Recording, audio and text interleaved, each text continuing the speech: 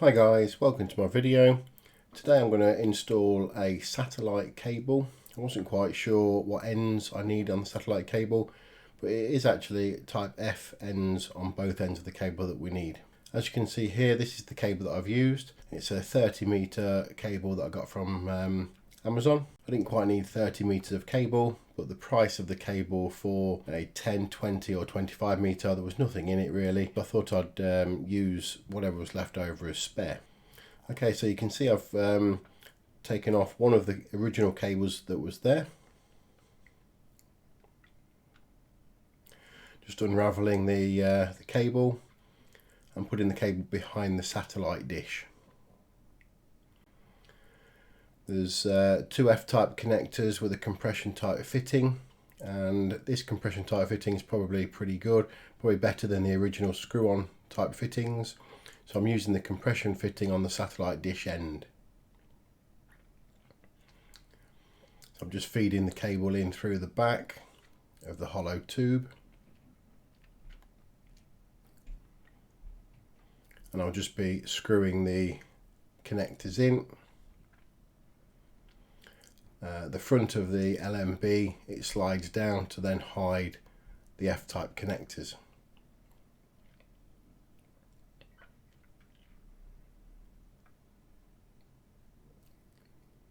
So I'm just screwing the connectors on now. It's quite difficult to get the first one aligned exactly. Once you get it aligned, it screws in nice and easy.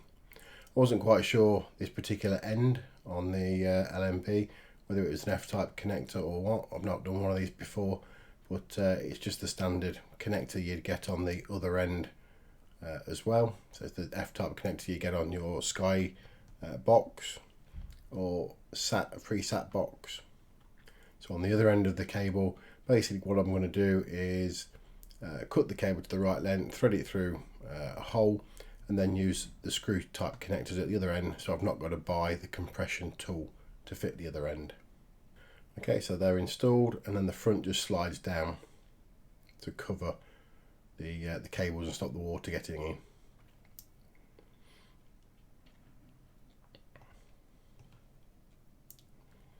Now I'm just putting the cable through, and I'm just going to tape it round exactly how it was done originally.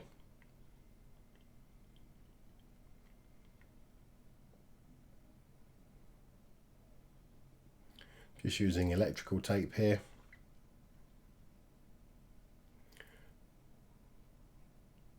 Just roll the tape round a couple of times to keep the cable in place. Just need to be careful not to try and move the satellite dish at all when you're doing this, or you'll struggle to get any channels.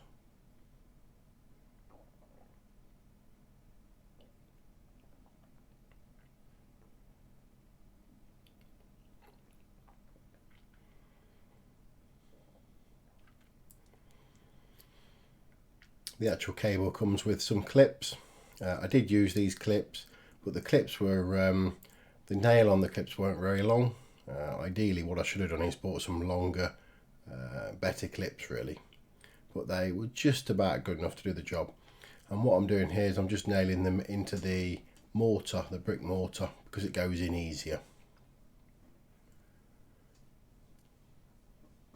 The fascia of the brick's a lot harder, and it's a lot harder to put the nail in at that location, and there's no real need.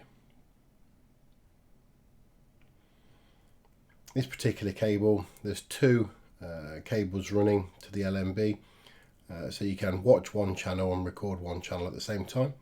And here I'm just making sure that the cable's being clipped with the nail at the bottom of the cable. This is quite important because if the plastic clip breaks, the cable then doesn't drop still, it still stays in the right line. I'm just going to drill a hole through the wall. I always find it's better to drill the hole from the outside in, and then you can pick a mortar joint and drill through the mortar rather than the brick. As you can see above, the above hole has been drilled from the inside out. It's gone through the fascia of the brick, and the brick fascia's popped off slightly. So we're doing it this way, that doesn't happen, and your brickwork ends up being a lot better. Just starting off quite slowly with the drill, And now I'm going to speed it up a bit. As you break through, you just need to be a little bit careful that there's nothing on in the cavity that you're going to hit. And normally, as you break through, I normally stop the drill and then just push the drill forward until you can feel the wall the other side. Obviously, before you drill this hole, just check to make sure you've got no electrics to the side and you're not drilling at the same height as any electrical sockets, just in case the cable runs behind the wall and you can't see it. You don't want to drill into the electrical cables. But always check the other side, always mark it out, make sure you know where you're drilling into so the hole the other side comes in the right location.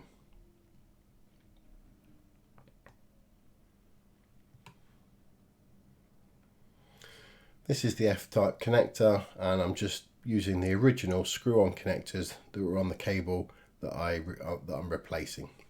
This cable is basically a lot longer and it's going to a different room in the house. And I don't like joining these cables, especially if the joint's outside.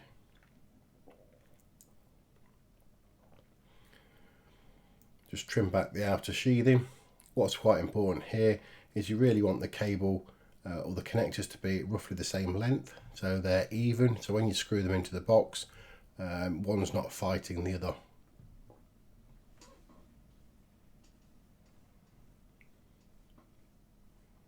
So I'm just trying to get the right length here.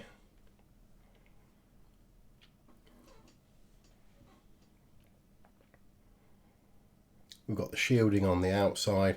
Generally you can trim a bit of that back, which is what I'm doing here.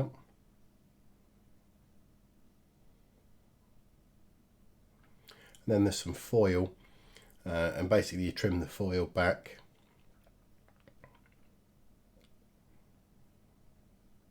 And then trim the plastic back as well. I'm just trimming the foil here.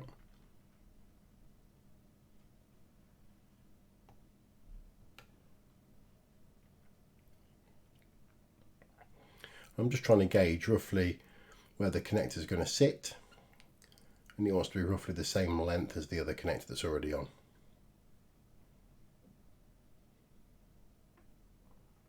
Just taking a bit more foil off.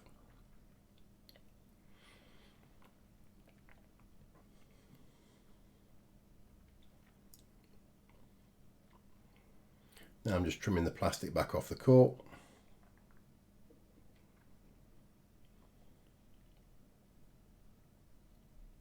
Just trimming the overall length to make sure the overall length's about right. Take a bit more of the plastic off. And then these connectors just screw on. They're not as good as the compression type ones, but you don't need any tools.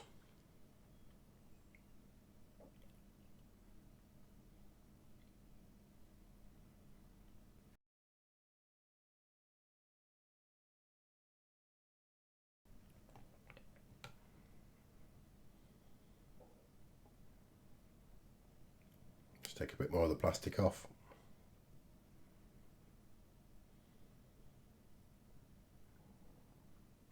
And it's the plastic bit there that gets stopped on the connector itself when you screw it on. It basically bottoms out on the plastic piece.